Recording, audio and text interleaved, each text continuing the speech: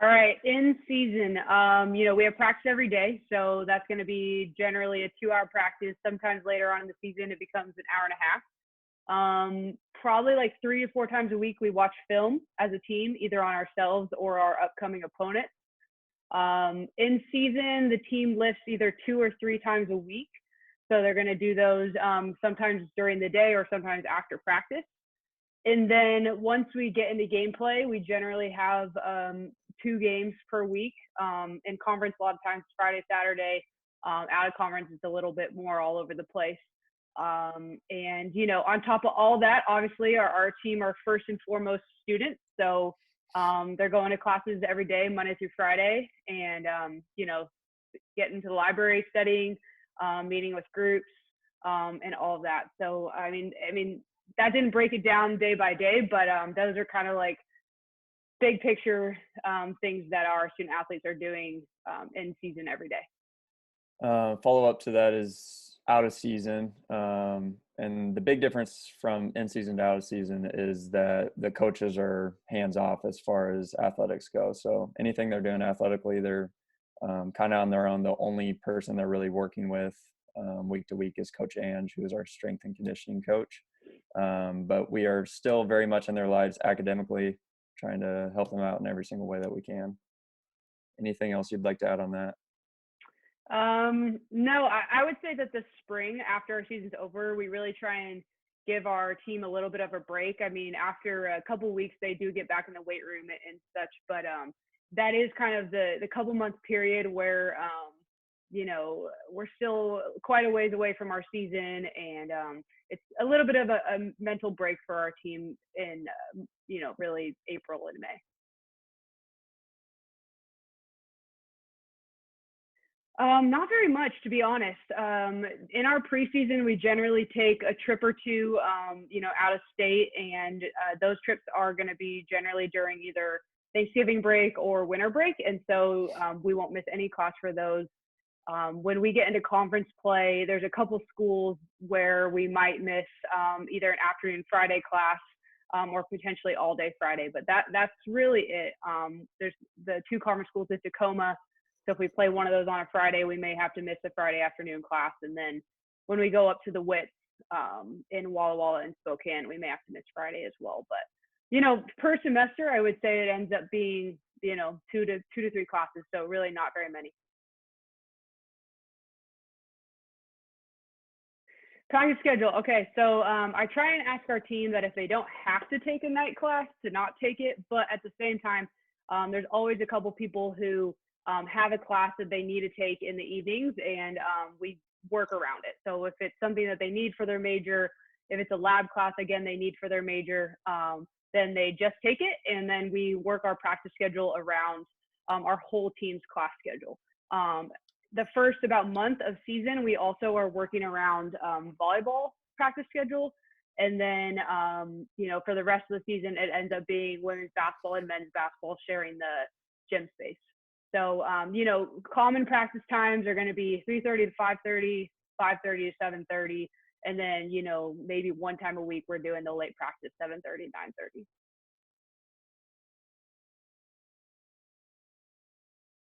Yeah, so every preseason, so generally sometime in November or December, we're going to take 1 to 2,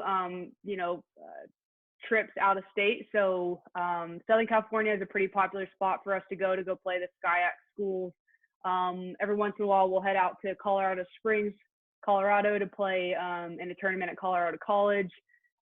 Next season, we're actually headed out to Honolulu, Hawaii, to play in the D3 Invitational out there. So that's, once in a blue moon, we're able to do that, which is pretty awesome. And then, in the last 10 years or so, the program's also taken a trip to New York to play some East Coast D3 schools, which is pretty fun. Once we get into conference play, like I mentioned before, we have the 2 teams up in Tacoma. So that's just about, 2.5 hours away.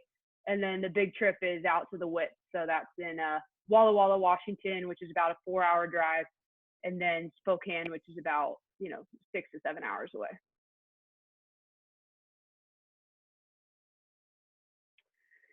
So I kind of like to use the word standards more for our program rather than core values. A couple core values though that we do throw out a lot are, respect. We really expect that our team is respecting each other, respecting the coaching staff, respecting, all the personnel around the department that is helping them out. And that goes two ways, right? I feel like as a coaching staff, that's one of our big goals too, is to make sure we're always respecting our team. So that's kind of a big value we always throw out. But in terms of our standards, I use the term pile mentality. And within that, we talk about always loving the game. So, anytime we feel like we might kind of be forgetting that, we try and, rein it back and remember that as a group. And we talk about really trying to have a growth mindset. So terms we throw out are trusting the process, and really just trying to be better every day than we were the day before. And then lastly, we use the term pile focus.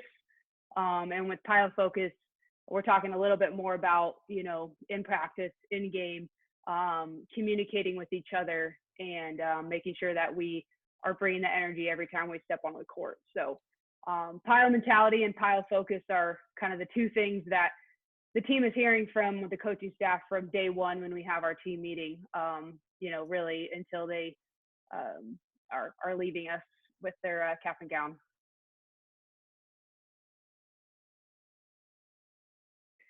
Why do I coach? I love basketball. I mean, I would think that's definitely a big reason why I coach. I've always loved it since I played it, since I just love watching it, no matter what level, high school, college, WNBA, NBA. I just love watching the game. I feel like I'm going to be a student of the game my entire life.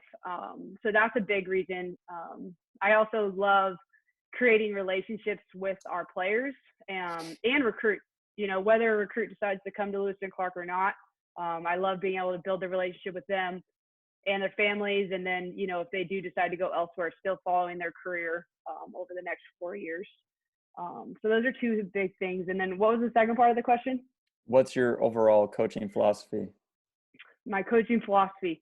I said this yesterday on our Instagram Live, but one big thing is that I feel like it's always evolving. I wouldn't say that I have one coaching philosophy and it will, has been the same for the past 5 years and will be the same for the next 20.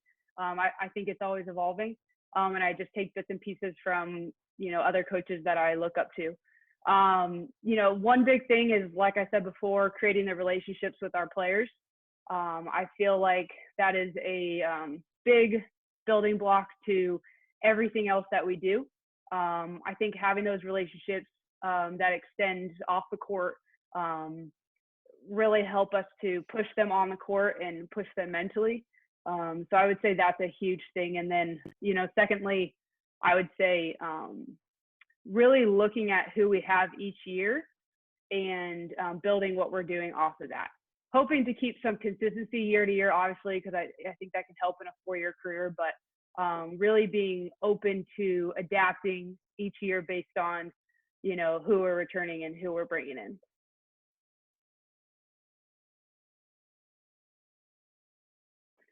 Yeah, so we get this question a lot, especially when our recruits come onto campus for their on-campus visits. So, they'll be in our office with their parents and they ask, what role do you see me in, as a freshman and then later on.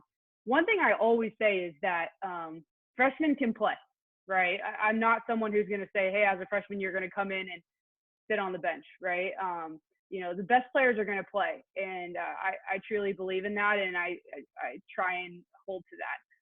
Now, when I say the best players are going to play, there's multiple things that go into that. Not only skills on the court, but also work ethic every day in practice, attitude with the team and the coaching staff, ability to be coached, my trust with that player. And if I feel like as a coaching staff, we trust that player in a crunch time situation. And so kind of all of those things come into play. But if you put all those together and say, okay, we get the best 5 people out there, I don't care if it's a freshman, sophomore, junior, senior. And then, so that kind of goes along with the second part of that question too, right? How do I see you later on your career? It really continues, right? You got to continue to work for your 4 years. can't get complacent with what happens, good or bad, in your freshman and sophomore year. And, like I was talking about before, part of our PIO mentality is growth mindset. And so you shouldn't look the same your freshman year as you do your junior and senior year. You should be, growing and getting better every day.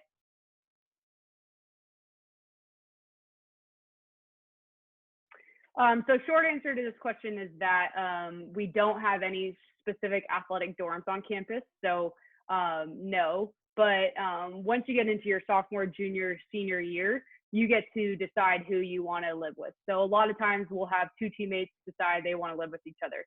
And that happens quite frequently. Freshman year, it kind of comes up to chance based on your campus living questionnaire that you fill out before you ever arrive on campus. And every once in a while, we'll have two freshmen paired up with each other, or maybe a freshman paired up with another athlete from another team.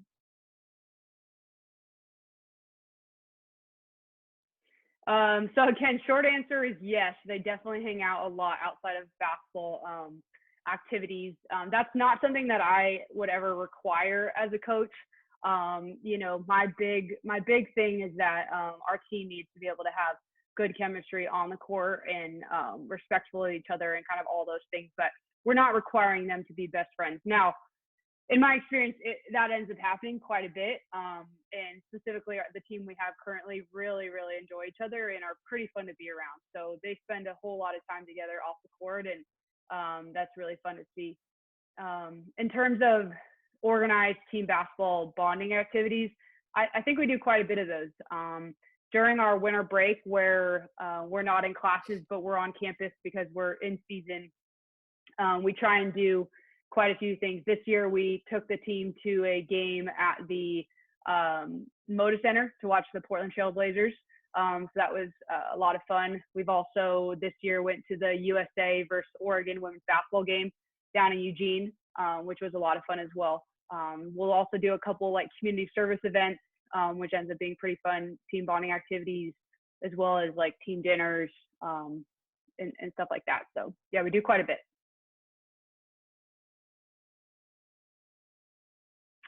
So to answer the second part of that question first, for the ACT versus the SAT, Lewis and Clark takes both, and will use grade that score accordingly. So both SAT and ACT are perfectly fine.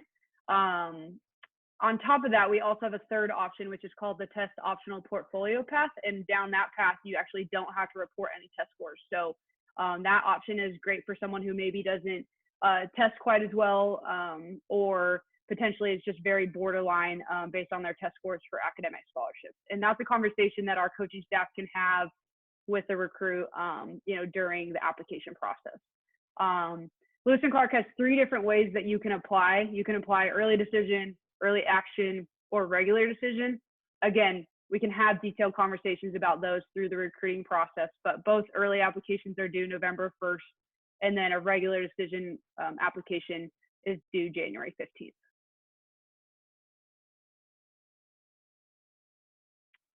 This is obviously very personnel dependent. One big thing that I always tell recruits is just to stay in contact with us and be honest, right? If we're your number one school, whether you've been admitted yet or not, let us know that, right? Because it really does play a factor in our recruitment process of other people. If we're, your third choice, let us know that too. That doesn't necessarily mean we're going to stop recruiting you, but it helps us out in our recruitment process to kind of know those things. So just to continue to communicate, whether it's text, phone calls, emails, whatever it is, that's really just a big thing. And then, specifically based on where we're at in the process, we may be asking you to make a decision quickly. We may be saying, hey, we still got quite a bit of time, no pressure, or, there may be other specific scenarios we're in. Yeah, so once our recruits are in their senior year of high school, specifically that fall of their senior year, that's really when we love to get them onto campus. I think it's really hard to make a college decision without being on campus. And specifically, I think it's important to be on campus when we're in classes, and our team is there. Because I mean, that should be a big part of recruits' decisions, is meeting the team and getting to know these people that they're going to be spending, the next 4 years of their career with. And so one event that we had that's pretty big, that we've been running for the last, I think, 4 or 5 years now, is our prospective student athlete weekend, and our elite clinic. And those fall back to back on a Friday, Saturday, generally in late September.